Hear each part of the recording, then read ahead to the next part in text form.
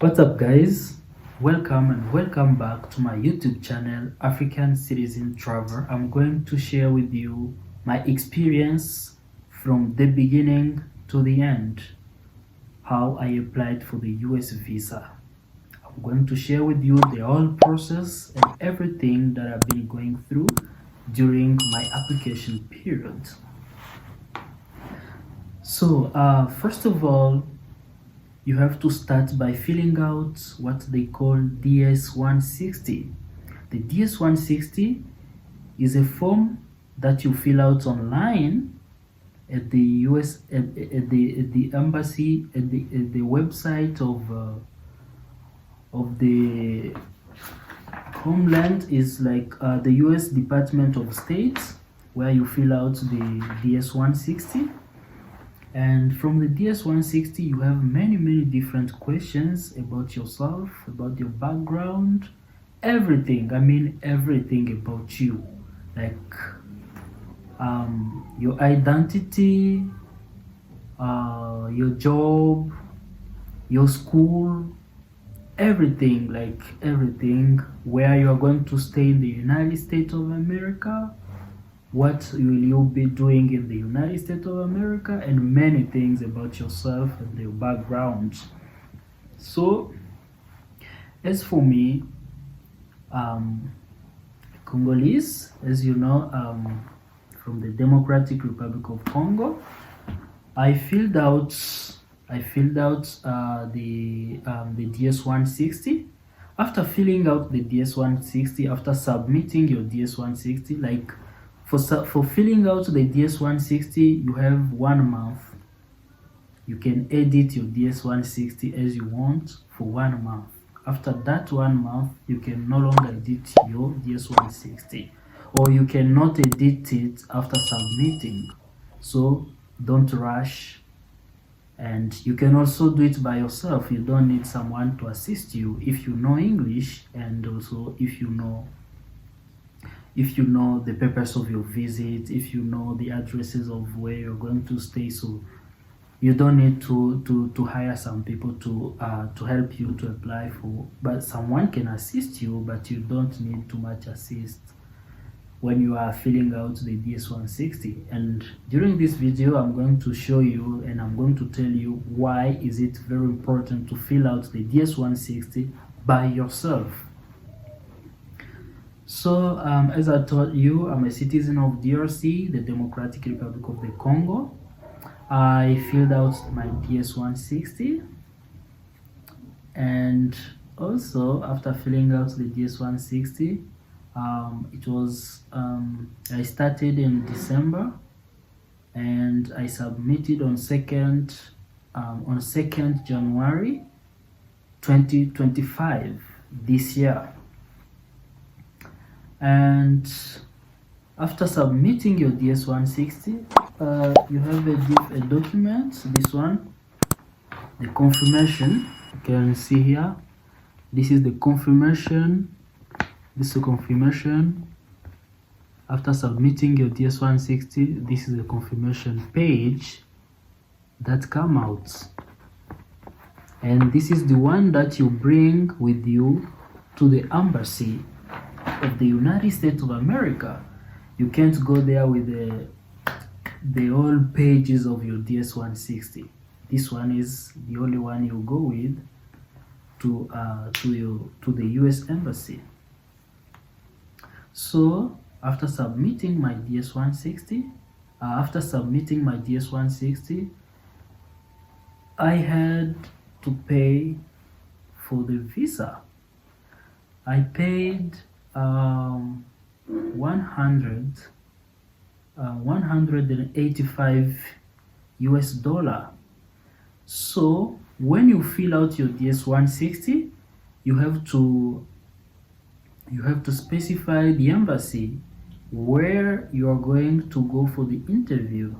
As for me, I live in Goma, DRC, and the nearest US embassy is in Kigali.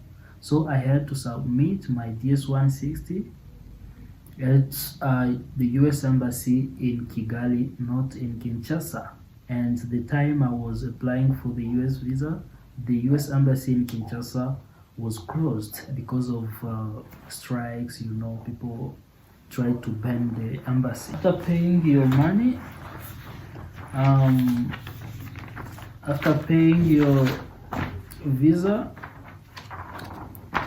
they give you this GT collection. I paid at GT Bank. GT Bank is where I paid for my visa, and you can see it was paid, approved. They put here your full name, your passport number, your date of birth, the category of your visit, of your visa, the amount you paid. This is the amount I paid. This is the amount I paid in Rwandan francs. So you have to. They give you also how much you have to pay if you are not going to pay in US dollars.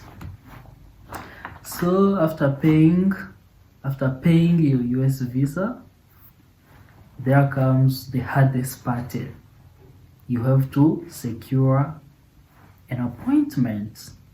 To secure an appointment, it was a little bit tricky, a little bit very difficult. That's why you have to apply for the visa like 3 months before the date of your travel, before the date you want to go to the US. Why is it very important? Because sometimes it's very hard to get appointments. So for me, I got appointments like after 1 week. I was just standing up every night looking for what they call splots. The splot, yeah, like a splot, yeah, for the available date. So I was able to secure my interview date. So I had interview on this date. You can see here. It was 4th February 2025 at 1 p.m. That was the date, and these are the documents you have to bring with you. You don't need to bring many things. These are the ones which are required, like your valid passport, your DS-160 confirmation page, the one I showed you, this one here, DS-160 confirmation page, and the printed appointment confirmation page, this one, the printed appointment confirmation page. This one is the printed appointment confirmation letter, this one. So after that, you are ready to go. So you just need these 3 documents, only 3 documents, to go to the US embassy. These are the only documents you are required to go with. You don't need to go with many things like your bank statement and whatever. You can go with them if you think they are important. But these 3 are the most required documents. Your passports, your confirmation page that shows you have applied for visa, and also the appointment confirmation letter that shows you have appointment that day. Because if you don't have appointment, you cannot enter in the US embassy. They come outside with the list of the people who have applied for visa and who have appointment the same day. So you cannot enter in the US embassy. So I was able to get to my embassy in Kigali that day. and I went through the security check at the US Embassy gate. After security check at the US Embassy gate, it was time for getting inside the embassy for the interview. So what kind of questions they asked me during the interview? They asked me many different questions, but I'm going to tell you some of them, like all of them. The first question was, what is the purpose of your visit to the United States of America? That was the first question. I was just talking, and the consular officer was like, okay, typing without even looking at me. She was just typing. I was talking, she was typing, I was talking, she was typing, I was talking. So the second question, they asked me, where will you be staying in the United States of America? I gave them the full address. You know, you have to know the address of where you're going to stay when you be in the United States of America. So I gave them my the place where I will be going to stay, the full address of where I'll be going to stay in the United States of America.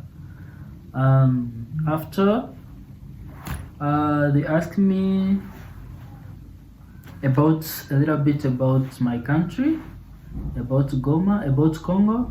You know, I applied for the US visa in Kigali, and yet I'm not a resident of Rwanda. I'm resident. I live in Congo, in Goma, DRC. By the time I was applying for visa, the war was going on in Goma. Oh, unfortunately, that's the time M23 was taking over Goma, DRC. By that time, I was in the embassy for interview. So they asked me a tricky question like, do you have family in Rwanda? I said no. Do you live in Rwanda? I said no, I live in Congo. So they asked me a question about the situation in Congo. So I was talking. I know they know what is happening in Congo. So after everything, they gave me a letter. They gave me what? This letter. Unfortunately,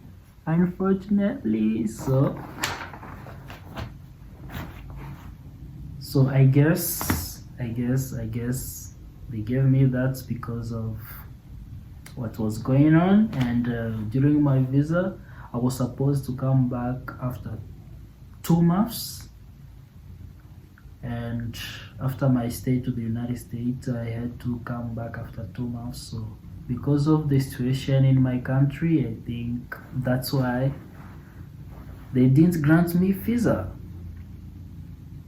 So I had to come back to Congo, and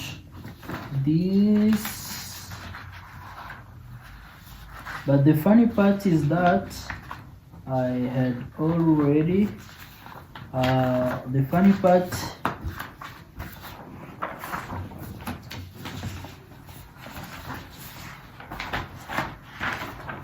part is that I had already booked my flight. To go to the USA. I had already booked my flight. This is my flight. So I had to be patient. And hope my visa will come very soon. Who knows? Hope this video has helped you maybe in your future application. And thank you very much for watching this video. Hope it's going to help you. Hope it's going to help many people for their future application to the United States of America. So now I can say peace out. Subscribe to my YouTube channel.